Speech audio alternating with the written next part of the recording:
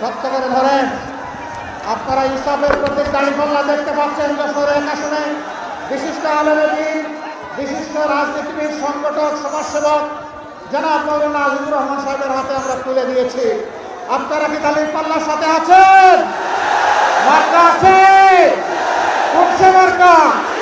আরো জুড়ে ইনশাআল্লাহ 12 তারিখ। ধন্যবাদ আপনাদের সবাইকে।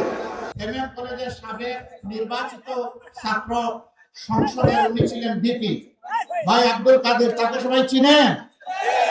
মায়া লাগে?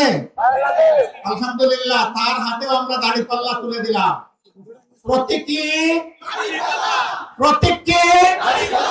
12 তারিখ ঘরে ঘরে জনে জনে বিজয় হবে ইনশাআল্লাহ।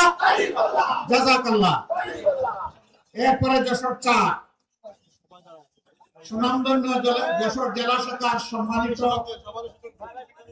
আমির এবং বিশিষ্ট শিক্ষাবিদ, সমাজসেবক, রাজনীতিবিদ জনাব অধ্যাপক গোলাম রসুল। তাকে আপনারা চিনেন? মায়া লাগে? পুরুষের প্রতি আরো জুড়ে ইনশাআল্লাহ 12 তারিখ বিজয় হবে ইনশাআল্লাহ। জাযাকাল্লাহ। এরপরে যশোর 5, এটা সম্ভবত মনিরামপুর। জি, বিশিষ্ট আইনজীবী, সমাজসেবক, রাজনীতিবিদ এবং চরম অন্ধকার যুগেও তিনি উপজেলা চেয়ারম্যান হিসেবে প্রতিদ্বন্দ্বিতা করেছিলেন। তার বিজয় জোর করে ছিনিয়ে নেওয়া হয়েছিল। এবার কাউকে আর বিজয় ইনশাআল্লাহ আমরা চিন্তাই করতে দেব না। ইনসাফের প্রতীক দাঁড়িপাল্লা আপনারা আছেন? আরো জুড়ে